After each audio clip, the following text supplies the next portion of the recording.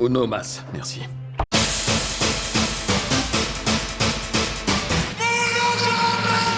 C'est officiel, après la sortie du premier film en 2021 de Simon McCoy, le réalisateur revient avec une suite intitulée sobrement Mortal Kombat 2.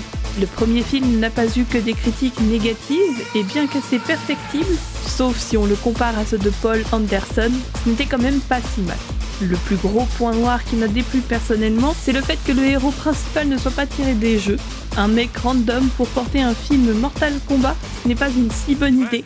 Surtout quand il est si peu intéressant et qu'il partage par-dessus le marché l'écran avec les grands noms de la licence. Le deuxième, quant à lui, corrige ce problème en centrant l'histoire sur Johnny Cage, incarné par l'acteur Karl Urban. En regardant le trailer, on se rend compte que notre Johnny en est à ses débuts de combattant du Royaume Terre, puisqu'il ne semble pas avoir de pouvoir, du moins pas encore. Les acteurs du premier opus semblent être toujours de la partie, ce qui est une bonne chose, ça permet de rendre la continuité du film cohérente. Même Cole Young, le héros random du premier opus, semble être de retour, ce qui est une bonne manière de le développer en tant que personnage secondaire plutôt que principal. De manière générale, le film semble dégager quelque chose que le premier n'avait pas. Les combats ont l'air bien stylés. Mention spéciale à Kitana et ses éventails. Scorpion balance enfin sa phrase fétiche tirée directement du jeu. Get over here!